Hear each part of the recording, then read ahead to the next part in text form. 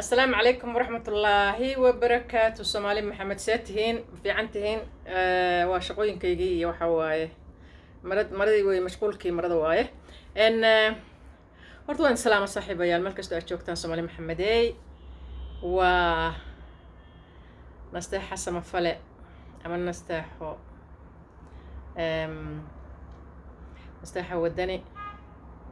marka waxaan ka raacaynaa magac meesha ku yaal waa nastaaxa samafale waxay ka shidan tahay meesha la yiraahdo Istanbul maahan waxa shaqeeya Istanbul waa soo dhaafay waxay ka shidan tahay Ankara waxaan joogaa hotel Izmira ay bariyahan waxa iiga shidnay Turkiya marka seetihiin Soomaali Maxamed ay saaxiibayaal seetihiin dabcan waa hotel sariir yar oo loofa iyo maxay ahayd iska waa iska adduunyadaas iyo maaragtay sida walkaygii baan dhex joogaa marka waan idin leeyahay waxaan leedahay assalaamu calaykum waraxmatullaahi wabarakaatuhu Soomaali Maxamed ay saaxiibayaal meel kasta aad joogtaan waa nasteexo walaashiis nasteexo oo maaragtay uga shidan tahay Turkiya magaalada la yiraahdo Ankara marka insha Allah halkaas aan ku sugnaa weegaan oo guriga ka gadanaynay annagoo dhowr ah ma sha Allah soo dhaweyn fiican baan helnay waxaan u mahad celinaynaa dadkii meesha nagu soo dhaweeyay oo ka mid yahay ugaaska Farxaan oo ka mid yahay ayaan leenahay ma sha Allah waa mahadsantihiin هذا سلامتان لا داف واي iyo information kayga iyo maaragtay meesha aan joogo waan salaamay dhamaantiin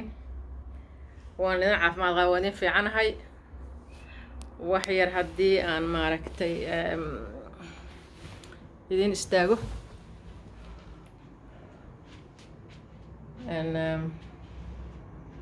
waa iska magaaladaas waa iska qolkaas hadda qolkaygun baan ku jiraa ma sha Allah waa iska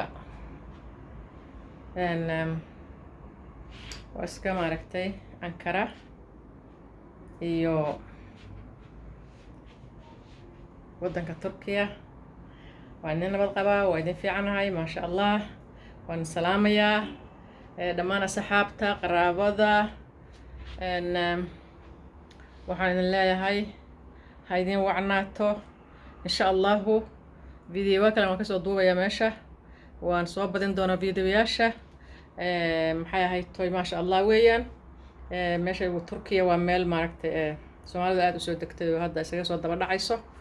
meel kasta ay ka soo guurayaan wadamada marka hadda waa insha Allah aragti dambe iyo xiisale iyo information dambe xiisale iyo wadanka Turkiya iyo Ankara hotelka Izmira meelaha kale tamanta tusi doona وانا سلامتي السلام عليكم ورحمة الله وبركاته.